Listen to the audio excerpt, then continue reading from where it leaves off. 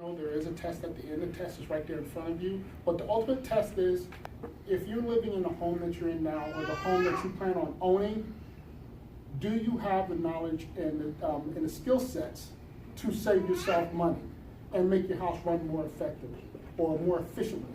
Because it's not rocket science. I think the number one travesty that we have as collectively as homeowners is that once we turn around and we go from closing, it's a completely different world after. And I'll kind of say it in this context.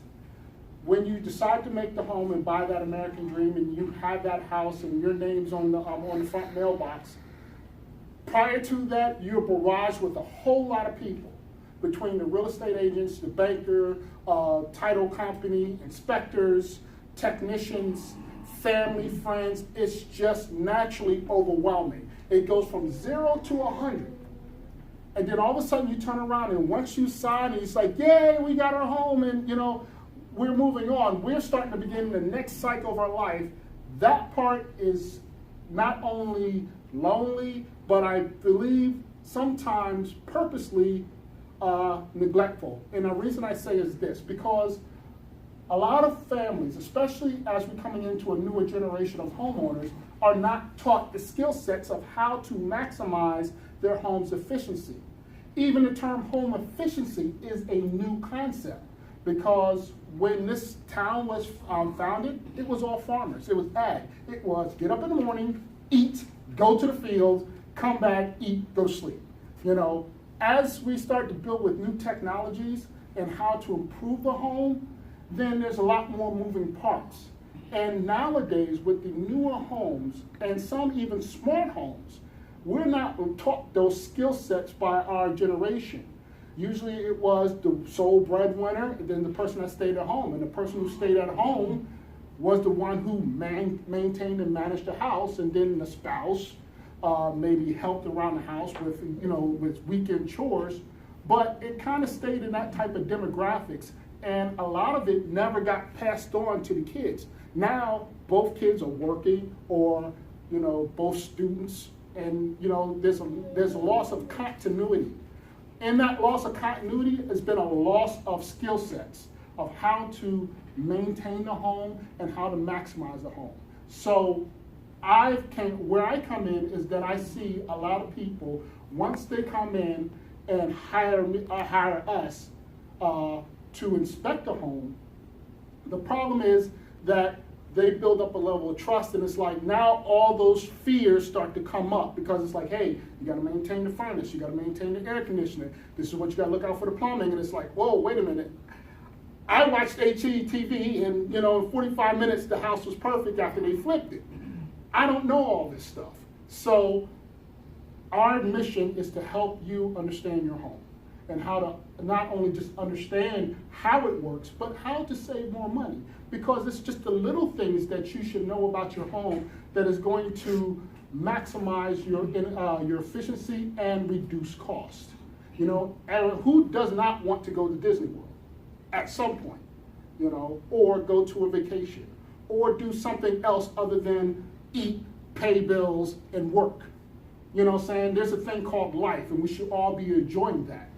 But if we could do little things just to help manage and maintain the home, you can eventually save up that money to enjoy life and afford those things. Kids, college tuitions, which is forever climbing.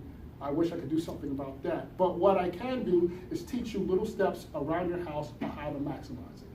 One of the things that we do as part of our home inspection process, now I'm just speaking as far as tall grass home inspectors, but we have a whole realm of people that do this, is what we call a home energy assessment or a home energy report. And that's when we just basically take a lot of information and we compile it into a report for you. So what I want to do is just go through this process, and then we can work through what you have in your house, and you can learn some of these skill sets. Now, if you can't remember anything else I said, just remember what I say next. Usually in the Army, we do this thing where we stomp on the ground to say, this is the information that's going to be on the test. It goes like this. Well, here's the information. If you forget everything else I know, there's going to be one slide at the end that's going to save you about $700 a year. period. If you do these two things, you can save over $700 a year for the average household, if you don't remember everything else. So you can watch me jump up and down here and tell all jokes and try to be as impersonal as I can, because I want you to feel like you can ask questions. But remember this. One of the last slides is going to save you about $700 a year. Is that okay? I mean, if we can work to that point, do you think that that would be worth coming up here and learning that information? Ready? Here we go. So, how to save money using a home energy inspection. One of the things that we do, like I said before, is that we go through your house and we're going to look at, not only as a home inspector, are the things that work and don't work and things that you want to pay attention to, but also how to help you save money. So that's the purpose of this presentation. Our objectives, says, can you save money with a home energy inspection? Hopefully we can answer that question. And what are the key areas? What you can do as a homeowner, and where can you get more support? So, as you can understand, this covers a lot of information, so we just really drum this down so that we can give you just a snippet and then help you off in another direction. A lot of this stuff is going to be in that trifold so that you can take home and read, or you can ask questions and give us a call. On the back of the trifold is our business number. I consider you all my clients. Please, by all means, if you have any questions, give me a call. Forewarning, it is Google, so if it hangs up, I usually call you back on my cell phone. But I do try to answer everybody's call. So, winter's coming. We want to be snuggly. We want to enjoy our house and life home. But I see a lot of times this is the picture that we want, and it's a very beautiful picture. But sometimes this is just the most energy-robbing time of the year that we're about to move into. Gas goes up. Electricity use goes up, and if you can help maintain those things, you can enjoy a very comfortable underneath without it being an extra hit to your wallet. Because just as easy as how your system is built to maintain your comfort, little things can help, can eat money. For those people who have basements, and you could see, this is usually what we call a heater duct. This is where the hot air comes through and cycles your home. And it is put together, and it's usually put together by screws. And what happens sometimes is that some of the heat leaks. Now, everybody knows about the thermostat when you turn up into your, turn up the temperature in your home, correct? Yes? Yes? Okay. I just want to make sure. If you don't respond, I don't know that I'm getting it across. So don't take it personal. The trick is that when you turn on that thermostat, it raises the temperature until that temperature is reached by that thermostat in that room. So if your thermostat is in your bedroom, hallway, or in your living room, the whole house gets warmed up until that temperature reaches that thermostat, and then it will open up and shut down.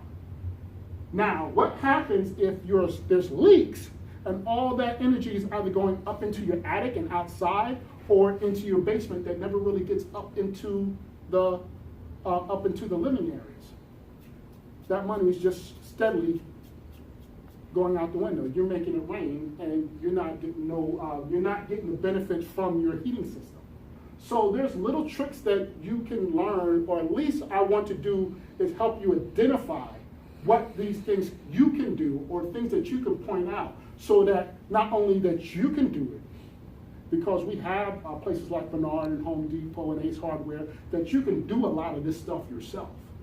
But for this purpose of this conversation that we're having, I just want to point to you where some of these things are that's going to help you save money. So we're there? Mm-hmm. Let's move on. Okay. Right here is what we call a thermal envelope. That's what we use. That's the technical term that they teach us when we go schooling, a thermal envelope. What does that mean is that we just keep the heat inside the house. The more the heat stays inside the house and the less that leaks out, the more that heat stays in there, the cheaper it's going to be. Because if that heat dissipates and goes outside your house, then that thermostat has to kick back on to get that temperature back up to that comfortable living condition, which means that it costs more money. So if we can help keep that thermal envelope closed, then you're going to save more money. So that's basically it in itself.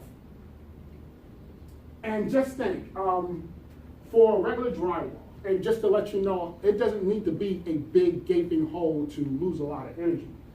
You know, if you had just a 1-inch square hole inside of a drywall, such as this, it says, in about 1 hour, you can pass about 30 cups of water or 30 cups of vapor that goes through that hole. And what goes with water? Heat.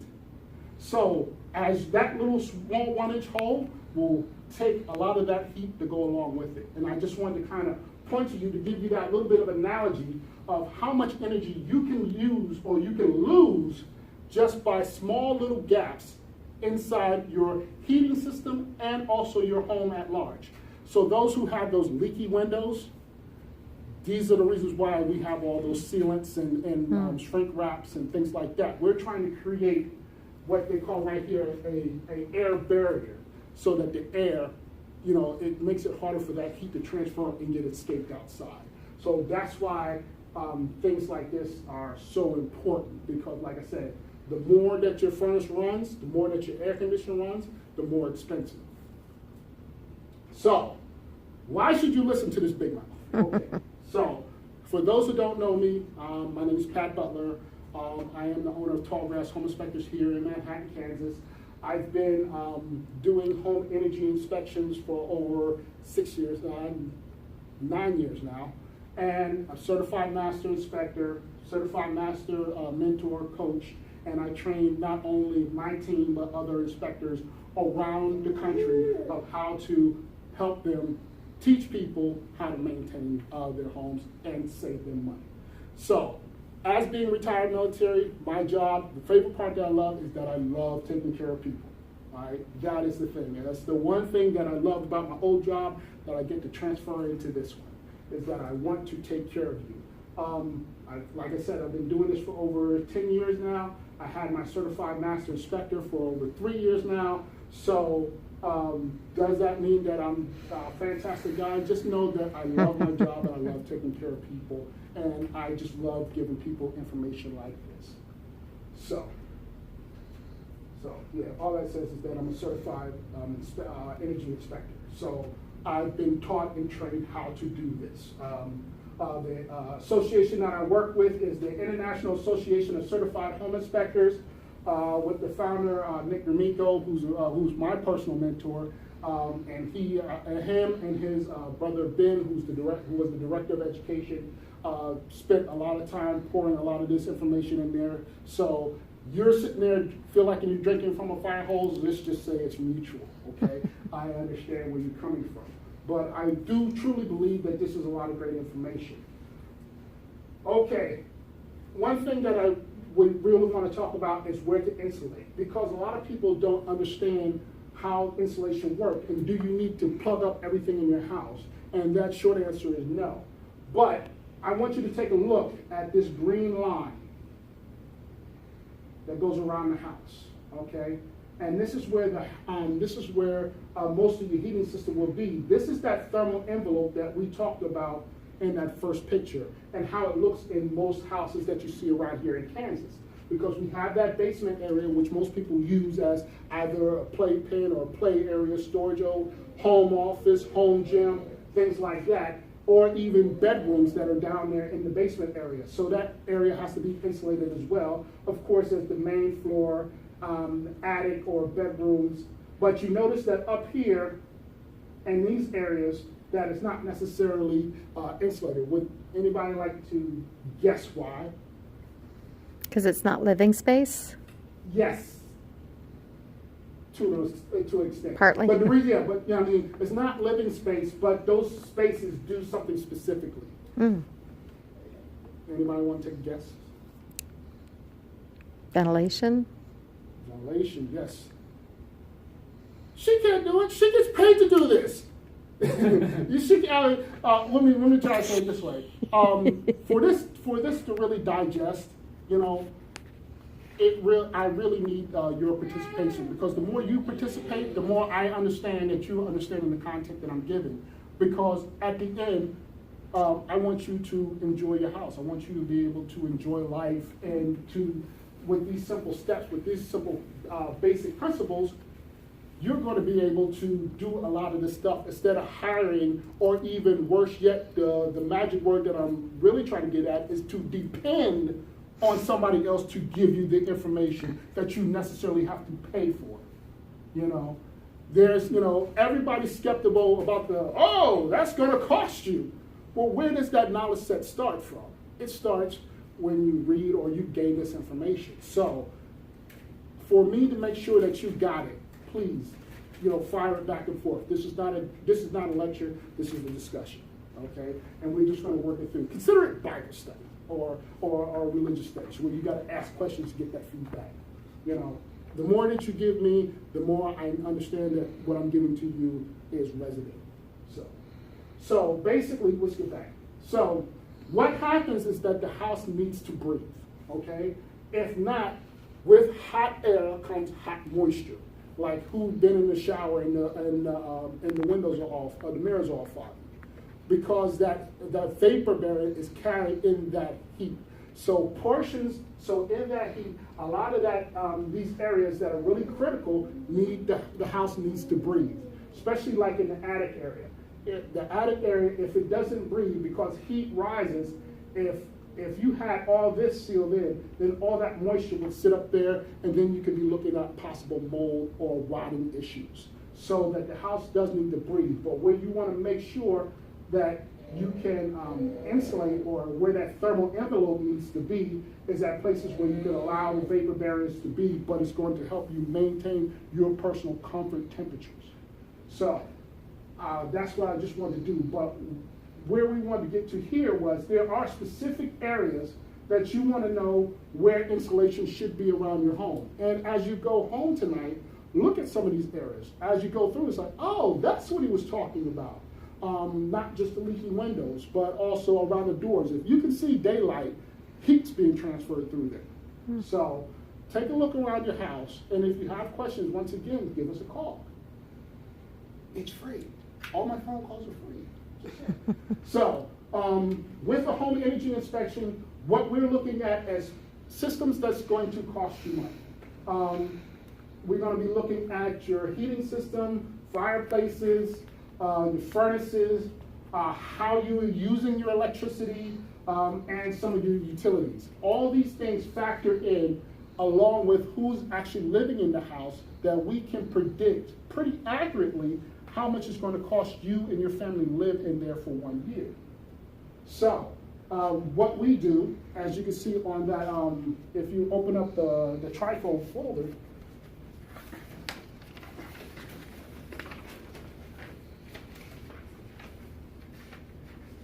you can see that basically we're looking at about 6 things inside the house itself, and you as family members of the house. And what that's going to do is going to help us calculate the average use of energy in that home.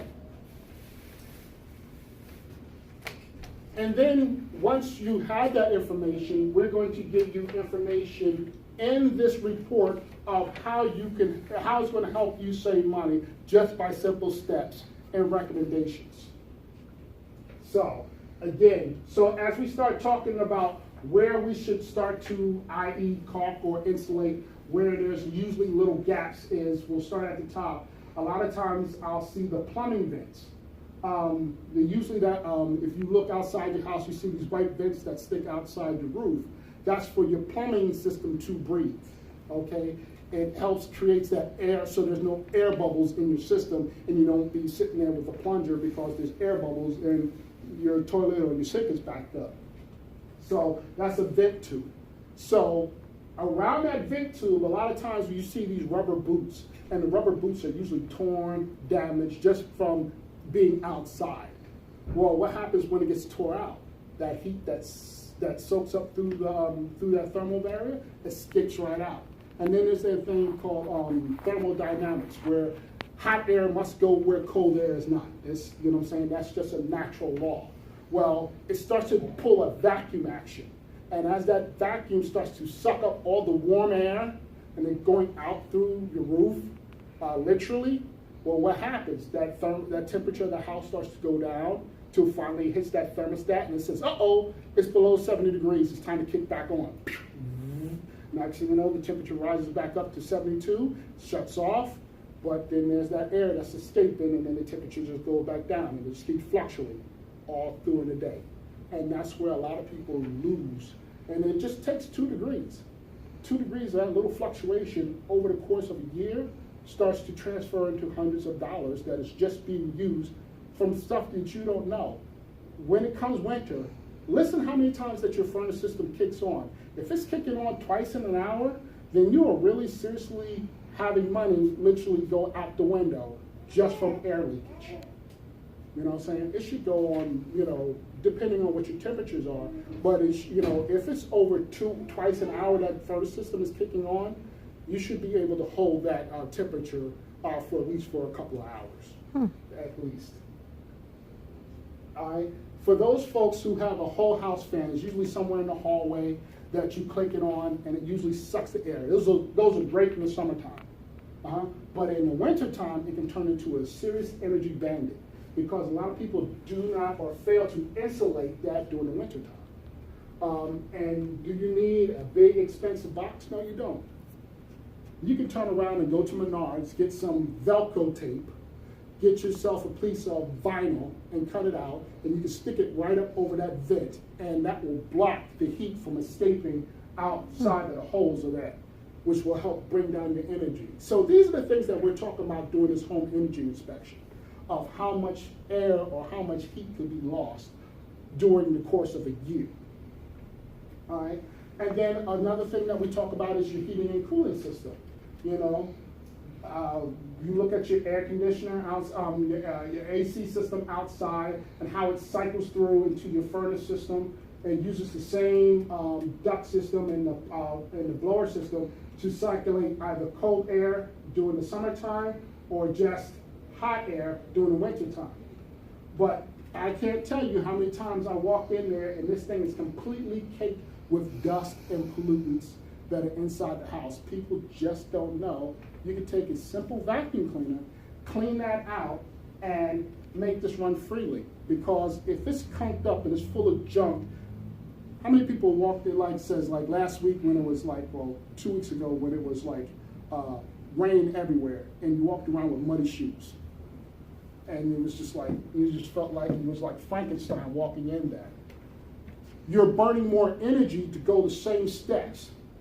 Well, think of your furnace system the exact same way. If you could just clean it with simple dusting, you know, maybe twice a year, if you have a house with pets or stuff like that, just to vacuum out that system maybe quarterly, just to make sure that it's running efficiently. A little graphite, just a little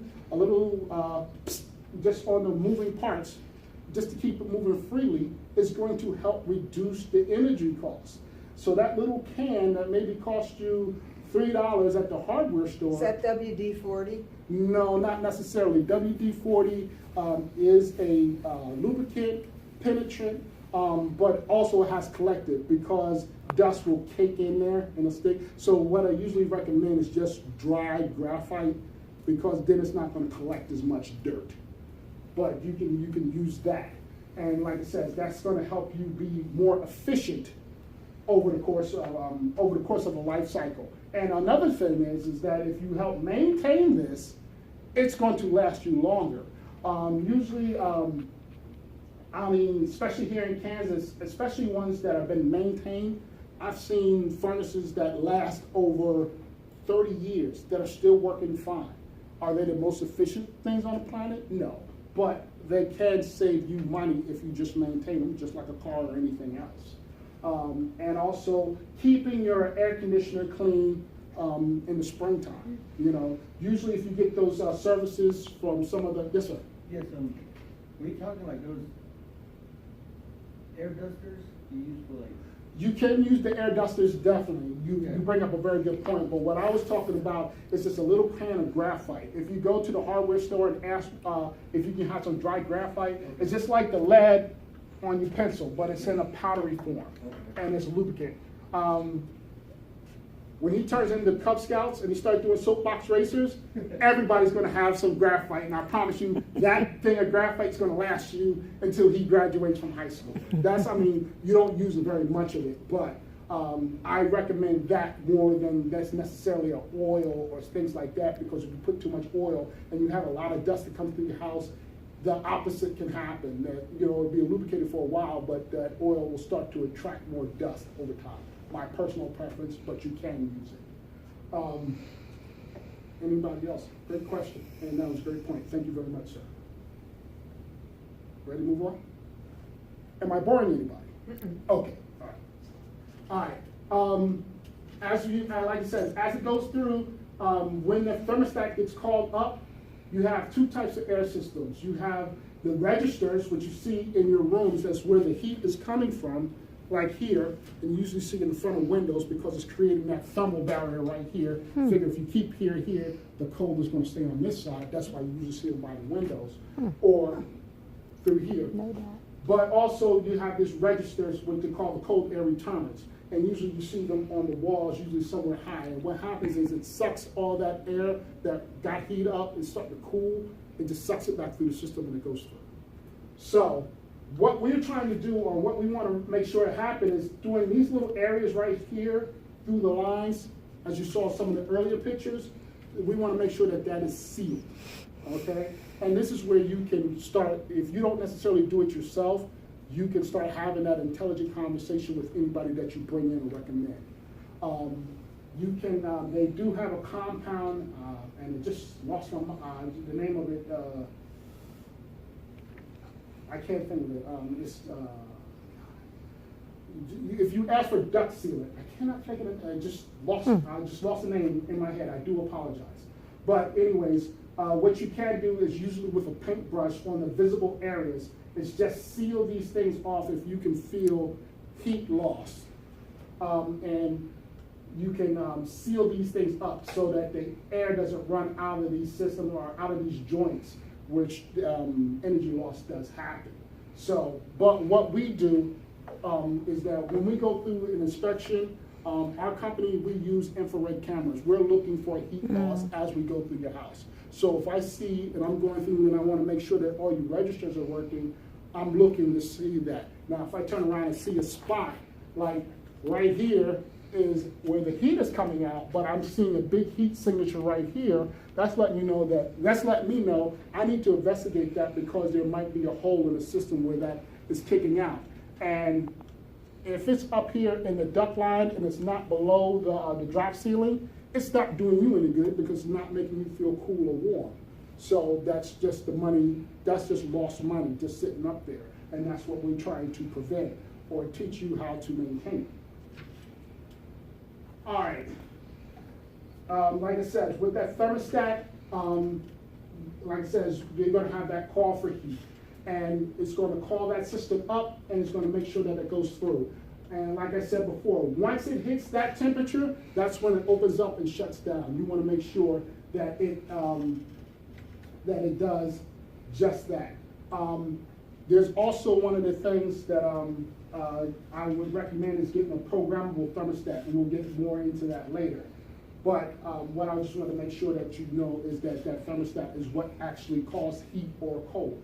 And one of the tricks that I try to maintain people is trying to keep it within that 2 to 3 degree temperature. If you want to get heat, don't crank it up 5 and 10 degrees because that actually costs more money just to raise it that or lower it those 5 degrees. If you can keep it within those 2 degrees and it just lightly raises the temperature, instead of, you coming home at the end of the day and you may have had a 60 during the day, then you crank it up to 70, it's more efficient and actually found out to be cheaper if you just had it, if you had it at 70 degrees to drop it at 67 while everybody's gone, if you don't have a programmable thermostat. But if you just try to keep it between those 2 and 3 degrees, the math has shown that it does save you money if you just raise it a couple degrees instead of 5 and 10. One of the other things that we do is we look at your plumbing system and i.e. your major components like we did with the furnace, we're going to look at your water heater. Some of the things that we do is trying to make sure that we try to educate folks of how your water system works along with the age. Usually somewhere on the data plate, either it's in the manufacture date or it's in the serial number of how old it is. Usually somewhere between 7 to 10 years is usually the age of most water heaters. Now here's the trick, all right? This ain't a big stomp ground, but if you learn certain degrees of home maintenance, this will save you a lot of money. Just learning how to maintain it. Who flushes their water tank? How many people know about flushing your water tank? Exactly. The reason that those things only last 7 to 14 years is because nobody knows or nobody's taught you how to maintain a water heater. So if 7 years, if you got hard water, and next thing you know, the plumber's saying, oh, it's gonna cost you $2,000 to get a new water heater, because we gotta take that old one out, we gotta, in a couple of years, that will crank up some money. But if you learn just 3 simple tricks. You open the button, right? You open the button to remove the dirty. Exactly. If you don't mind, I'll take at least 90 seconds to show you how to save about, roughly about $100 a year. You ready? 90 seconds. Who got a stopwatch? Oh, I do. Okay. Tell me when. When? Okay. Right here, you got the drip valve, okay? What happens is that when the cold water gets in here and gets hot, all the minerals that's inside the water turn around and separate. So all that corrosion usually sits down here, and that's where the water heater goes bad. It's because it rusts from the inside out from those minerals. You drain this twice a year, that thing's gonna start to last. Right here is what you call the anode rod or the sacrificial rod. It's designed to catch all those materials that are floating around in there. Change that every 4 years, and you will turn around and you will save yourself money. And here's what you call the temperature pressure relief valve. You turn around and you say this, change this out every 4 years, and this is going to help you maintain the temperature of the water so that the water temperature stays the same. How much time do I have? It's 43. 43 seconds. Guess what? If you do those 3 things right there, theoretically, this thing will never go bad. Wow. Wow. It will never go bad. The only time you will have to change this thing out, other than the service parts like the thermocouple or the little heating element. Other than those, like little service parts like that, if you take care of that, theoretically, the only time you would change this out is when it becomes so obsolete, like a tankless water heater system, that you replace it. Some people want to upgrade it now. Here's what I tell people. Make sure you got this one on video. All right. If you have a water heater and you want to upgrade to a more efficiency system, give it to the Habitat of Humanity. Get the tax break. Work with me. Yes. So, but if you want to maintain that, simple maintenance of just flushing this out to make sure that all the sediment gets out, changing the temperature pressure relief valve so it helps maintain the temperature and also down here, and the anode rod. I'm going a little bit out of context here, but I just want to let you know that these 3 things, or 4, is what's going to help you maintain that water heater, which is going to save you money, okay? Instead of paying that every $2,000-$3,000, which is the hardest thing is right here, is that anode rod. Guess how much this anode rod costs? Take a wild guess. This is the part where we all respond. Yeah, just throw some numbers out there. Arbor, 20? Who else? 300. 300? Who believes? I said $100. $100? Okay, we got $100. For the rest of y'all who didn't answer because how much do you think it is? 5. 5? 2. 2? We say 175. 170. You watch too much Price is Right. $20 to $40. That's how much that this rod costs. $20. You said 20? Yeah, you said 20. Oh, I apologize. That's the winner back there. I apologize. But that's how much it. And also, this part right here, $12 that you can do at home. All you have to do is shut off the cold water, turn off the thermostat, take yourself that big wrench that sits in the back of your garage that nobody ever uses, except for maybe once or twice a year. Turn that off. take that part in your hand, walk over into Walmart and says, I need a replacement for this.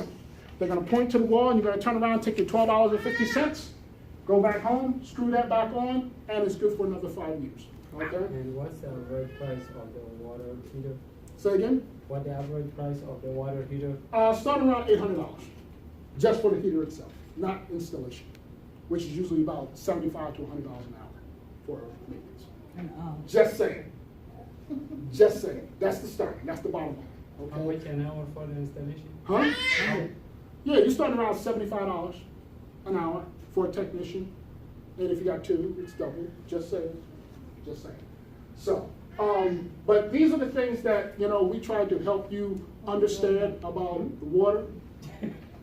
But also know that the age is also one of the things, because we know a lot of people don't know this. That's why we're looking at the age. But these are the things that would also get factored in on the home energy inspection that you have in front of you right now. Just saying. All right, the other thing is the tank size. How big should that tank be? Too small means that it needs to heat up more water. Too hot means it tries to heat up the water and maintain that hot water. So you want to have a nice good ratio as to number of bedrooms or how many people living in the house as compared to the size. So if you have one bedroom, recommended size around 20 gallons. Two also 30, 3, 4, and 5, or 5 bedrooms up to 60 gallons. And that's just a nice good ratio. You can get this off of Google if you don't know, but or you want to know more about it. But like I said again, my number's all back. Just give me a call. All calls are free. I'm bored. You know what I'm saying? As you can tell, I left in the house too much. Yes, sir. Is there some water heater that powered by energy instead of gas?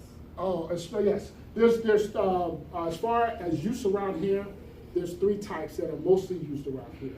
There's the ones with natural gas, that and then there's the electric, and then there's also one that's used by oil or propane. Those are more used out in rural areas. That if they have well water, if they have a propane tank, the big tanks that sit in the backyard, they'll are usually heated by a different system or a different modification of the same system. And if it doesn't matter what's power it is, the maintenance would be about the same? Yes, because the water is going to respond the same. Inside, let's just go back. The burner plate is usually going to be the same. If not, on an electric water heater, you're going to have two thermostats, one halfway through, 1/3 and 2/3 of the way up. There's going to be 2 of them sticking there to heat up the water. But natural gas and oil, going to have a burner plate and then thermocouple and a control valve, and it's going to burn from the bottom and heat that water up.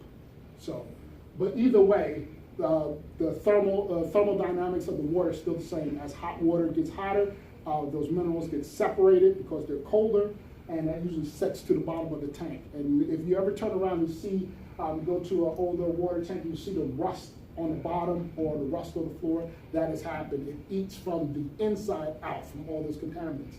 So all you usually have to do is just flush that out twice a year before it actually starts to eat some of that interior lining. So those are the things that we just look for. So, but if you can help maintain those, then it's good. And I know I'm way behind on time. So, along with your water heater, also your dishwasher and your major appliances. The things that you want to definitely look for is Energy Star. Energy Star is a national, it's not a brand name, it's actually a national rating that shows that it has the highest efficiency for those types of models. It meets a criteria that says that it is designed to save energy. If you start to replenish or buy new appliances, you want to look for stuff with the Energy Star rating. And in fact, Energy Star goes even into the insulation that we look for during an inspection. So I just want to let you know, if you go by, even on your smaller or larger appliances, try to look for those, because it may be expensive now as compared to the model sitting next to it, but it's going to save you money over the course of months, years, or the life cycle of those particular appliances. And then there's the energy use. Of course, like it says, the Energy Star things are designed to run with less energy. And remember what we talked about, the analogy with the mud and the shoes. If it takes less energy for it to move, then it takes less wattage or less amperage to push that work through, either to make it colder or hot for a stove or a coffee heater or things like that, or even a dishwasher or washing machines. So it's designed to work at a less energy draw on your system, which means it's going to save you money over the life cycle of that appliance, and your yearly usage should go down. Okay. Everybody know what that means? Okay. So, out of all the things that we've talked about how to save energy, these two things will save you the most amount of money. Okay? Thermostats. A lot of people still have the ones that you push and you have the temperature. What we're recommending is that you get a programmable thermostat. That's the one that you turn around and you set the date and the time, and you're gonna have for a winter season or a summer season or a 5-day cycle, or it's just gonna say, okay, I usually get up at 5 o'clock in the morning and go out for my morning run. I hate to get up and step on a cold floor. So at 4:30, 4:45, it will call for heat. It'll say, okay, I usually like it around 67, 70 degrees. It will raise it up so when you get out of bed, you're not getting out of bed moving like this, which 9 times out of 10 people turn around and start cranking up the thermostat just to get it warm. And by the time that it reaches the thermostat level that you set, it's usually by the time you're going out the house. And then you turn around and says, oh, it's hot. I don't want to turn around and burn all that. So I'll just drop it down to 5 degrees. And then you come back home and let you know, ooh, it's cold. I'm going to be in here for a while. And crank it back up again. Like I said before, this is where we found out that most people lose a lot of energy. If you don't do if you don't do anything else, get a programmable thermostat because it's going to help you maintain those levels a whole lot more efficiently. Humans have a hard time of standardizing stuff and randomization. All I can say is that let the machine do the counting for you. All right? It has been proven in people's energy bills that if you use a programmable thermostat, it's going to save you money. And usually I can say, honestly, it's usually roughly around $200 to $300 a year that you can save on energy over the heating system and the cooling system, or summer or winter, that you can save just by having a thermostat. Now, these great smartphone that you can do all that, they're a couple $100, right? Guess how much the average or baseline model of a program thermostat costs? Guess. Your turn. $10. $10. No, not 10. I wish they were $10. But 50? 50? 50. 50, yeah. Yeah, usually somewhere between $70 to $100 for a programmable thermostat. Didn't Westar promote? Yes. 'Cause Yes. I think that's what I have. Yeah, is that the Westar. smart, the Watt Smart energy system. Yes, Right. where they come in there and they do that and they regulate that. That is a very great thing. I'll leave that right there. Me, personally, I'd like to program it myself. That's what I'm saying. They use it, they're thinking of it on mass usage, which is not a bad or a good thing. It just may not personally fit my system. See, I can program it because when they started, they sent them out maybe a couple years ago. Yeah.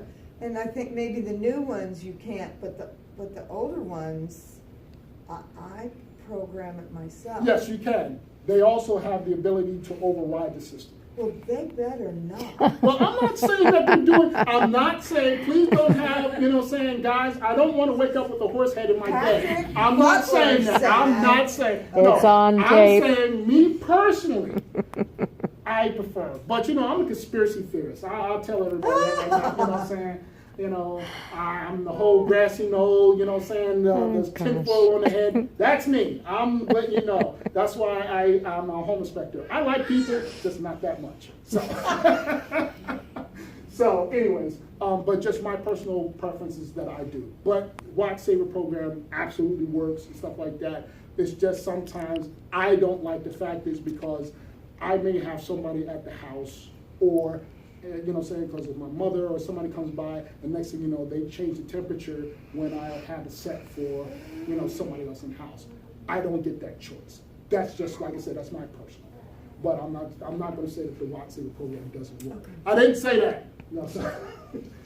But the one of the number one things that you can also do is changing the energy bulb. A lot of people still to this day still do not use CFL or LED They're light not systems. bright enough. I'm old. No.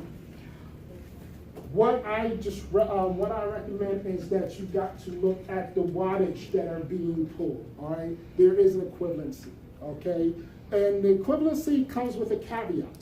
All right, these are things that I'll just go through. I'll just say this real quick. Get one with a higher watt equivalency, because if it was you really had an original 60 and you replace it with a 60 that's too bright, then get the one that's usually wadded for 75 and get this, and it's still going to save you more energy. I think that's the most political correct thing I can say. Yes, ma'am. So we're always wondering about the watt size. I say 75, but it says 60, so. Well, I'm gonna tell you what they're supposed to say. Because they were still in the experimental phase, they wanted you to make sure, and they did not want anybody, because there still was no liability issue. They didn't want people to get the higher wattage and something happen. So they was really standardizing and really highly encouraging people to replace it with what that piece of equipment was rated for. Light lamps usually have rated systems. Now you can go up or down because it's yours. The incandescent light systems, they knew that they wasn't going to bust only so many of them. So they said, you know, so they wasn't stingy.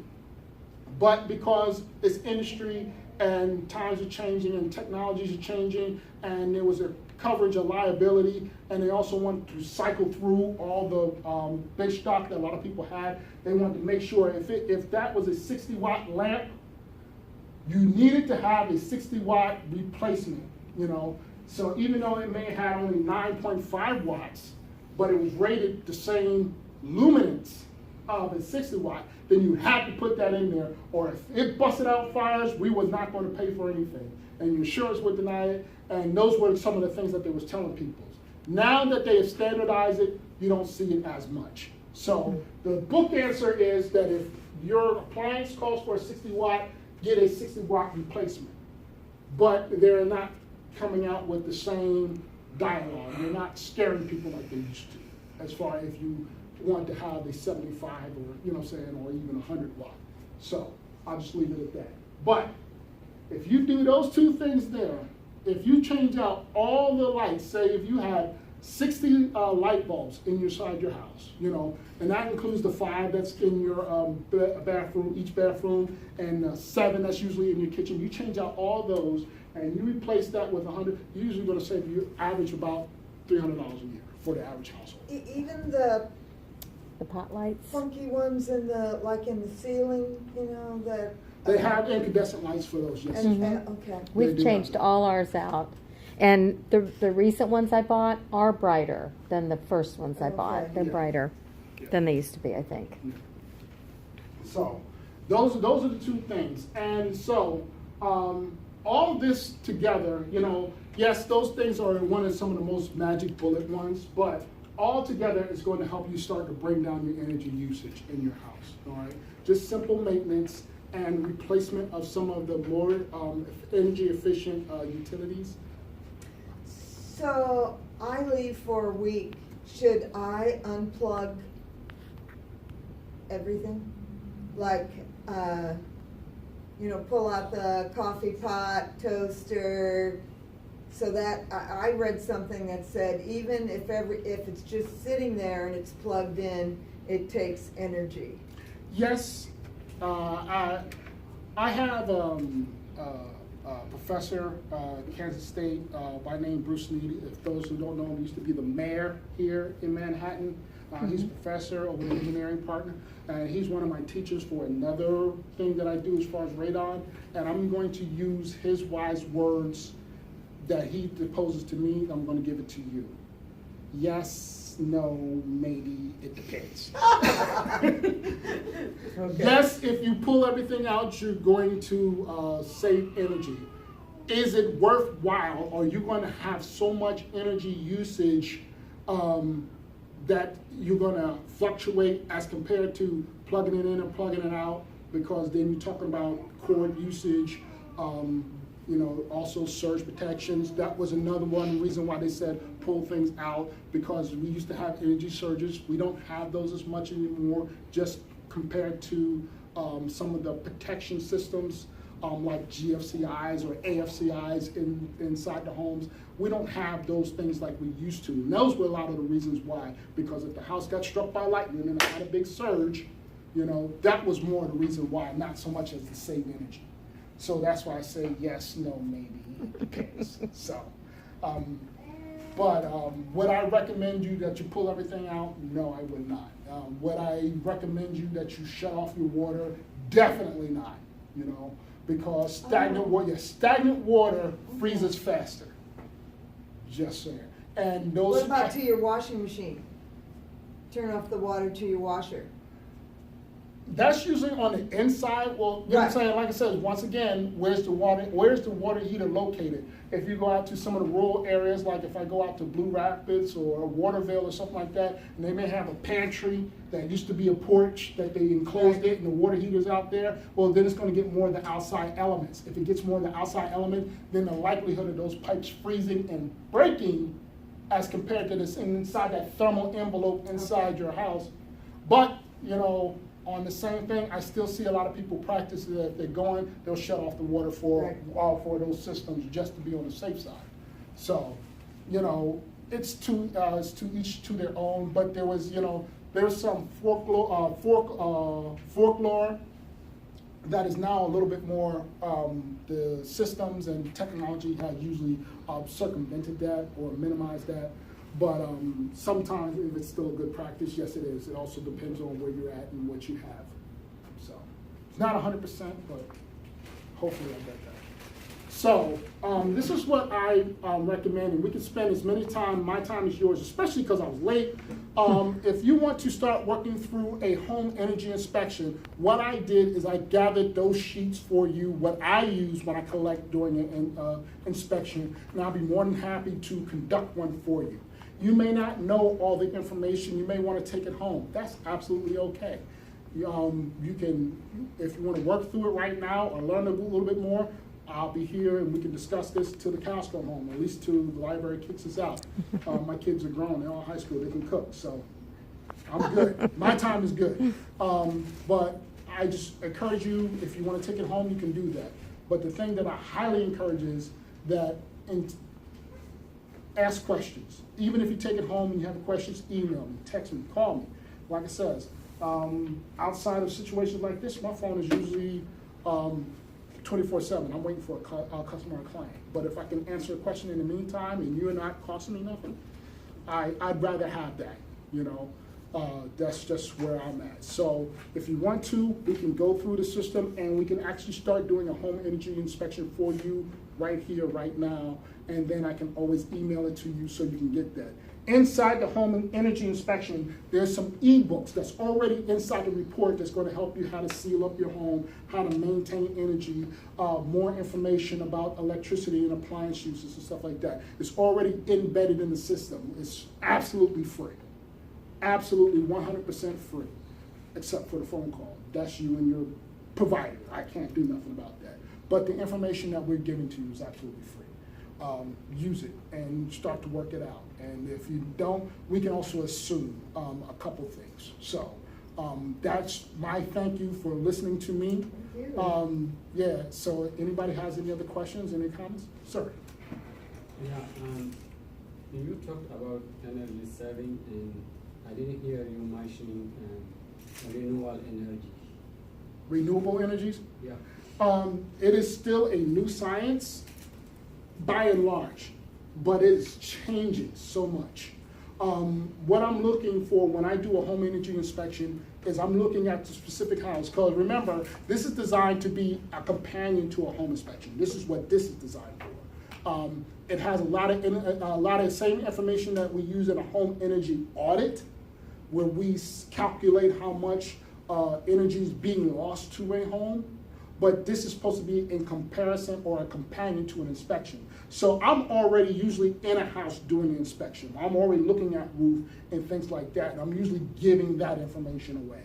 And as far as renewable energy, as far as solar, solar power, or more energy efficiency like tankless water heaters, or things like that, are usually things that we're talking about during the home inspection process. A lot of that information is covered. There's still new building technologies as we speak that are being developed by new home builders and engineers. So it is a constantly evolving system. And, I don't want to kill you because, your head can literally start to explode. Now, I'm not saying that as you're intelligent. I'm just saying that the information, think about it this way. Every 2 years, the National Book on Codes as far as residential building changes. Every 2 years. And usually they're phasing in new technologies go in. So they may have this great new technology, but they don't know how it's going to work. So they'll say, okay, you are allowed to start using this, but you start using that. Well, now you can use it here, and you can use it in certain areas. We're going to say that you can use it here, but then you can't use it in there anymore. Now, the old stuff, you can only use it this much. Till finally, in the 5th cycle, they're saying, okay, you have to use this new product. All that stuff that you used to be able to use, you can't use anymore. Perfect example, you know how they used to have copper as far as plumbing. There was another thing that they use in lines, and you see them in a lot of old farmhouses called polybutylene, or what we call potty lines. And the problem is that they got so corrosive that they actually became hazardous to your health as the materials and the minerals and some of the chemicals that you use to disinfect the water started running through those systems. It started to separate. So a lot of those carcinogens and the bad products people were drinking. So they came out with, now they call, you see the blue and red lines or the white lines that go through, those are called PEX. So what happens? Okay, now you start using it for your water heater, or but you can't use it for this, for certain things. Then it says, okay, well now you can use it in residential homes, but you can still, you can't use the poly in residential homes, but you can use it on mobile homes. So, and then all of a sudden you say, now you can't use it in residential homes, or you can't use it in mobile homes. Then finally they say, poly is no longer used, it's no longer safe to use, they phase it in. So if I tell you everything that they talk about now, the Rule of 36 comes into play, because in 36 months, there's going to be more guidelines as far as what builders can use and what they can't use, that if I told you that now, in about 12 months, a lot of that stuff may be obsolete, or even 2 years. So right now, they're still trying to justify why to use solar panels. Even though solar panels have been in since the 60s, we're still having an argument of bang for buck. And a lot of it's political. A lot of it is businesses, because if a business used, York furnaces, they might not necessarily want to deal with the Tesla that's a natural competitor. So there's a lot of political and business ramifications that may not necessarily transfer. My job is to make sure that when you walk into your house, what do you have? How's it going to serve you? If there's going to be a potential problem, and how to start looking for things in the future. So, I try to be, or we try to, as home inspectors, try to be that buffer, because that stuff is changing all the time. So, the renewable energies are saving money. Not every way that they tried worked. So they're trying to figure out how it does. Because now they're starting to use winds and the power grids as far as with the wind farms. How is it applicable? Is it worthwhile? Are they, for the time that it takes to build them and power them, is it putting enough energy into the energy grid that's actually energy efficient for the nation? There's a lot, yes, there's a lot of talk back and forth about this. So for our little corner of the world, you know, it's usually a give and take. If it's something that you know, if you are very left-leaning and very naturalist and, you know, and you have those political or personal views, because I'll walk into a house and I'll hear somebody says, I don't want any electrical, I want to use gas. Because if my power goes out, at least I know I can cook something. I can take a lighter and turn on my stove and cook something for my family. Some people don't want to use gas whatsoever. I don't want my house to blow up, you know. You know what I'm saying? People's personal beliefs, you know, carry a lot of weight. And it also carries a lot into your practices. So we try to have that conversation, but is one better than the other? It's a wash. What was the 3 things to check on your water heater? The anode, and to drain it, and what was the other thing? The TPR valve. That's the thing that What's they TPR? Yeah, that's the thing that they take off. If you ever see Mythbusters and they take that water heater and they launch it into outer space by making it so hot, that's what they usually take it for. It's a thermostat. Oh, okay, I put that thermostat. Okay, Yeah. all right. So yeah, just you know, usually the best practice is usually around daylight savings time is usually a great time. Right. You can just turn around and you go to the bottom, usually get a bucket or 2, because remember, when it comes out, it's hot. Open that up and just let that come out, and usually you're gonna see a lot of crunchies, a lot of contaminants come out. You don't have to drain the whole tube. My personal belief is that once the water is just flowing free, you can shut it off, and then it flushes out all the contaminants that settled back down. Okay. So usually that's the best start. And then at usually about 2 or 3 years, depending on where you're at in the water, because if you're in the more rural areas, the water's going to be a lot harder. There's going to be a lot more minerals that's going to be inside the water, especially dealing with well water or even a co-op. There's just going to be natural more limes and things like that that's going to be inside the wells. We definitely recommend to change the TPR 2 years as compared to 4 years, maybe inside the city area. So. Okay. Well, thank you very much. Any other questions? I'm gonna sit here with my computer here, or Yeah, I'm gonna walk Kimberly's around, back and there. you wanna grab some water, come back, All I'll right. get your time. Thank Thank you very you. much, I appreciate it. Thank you, Patrick. That was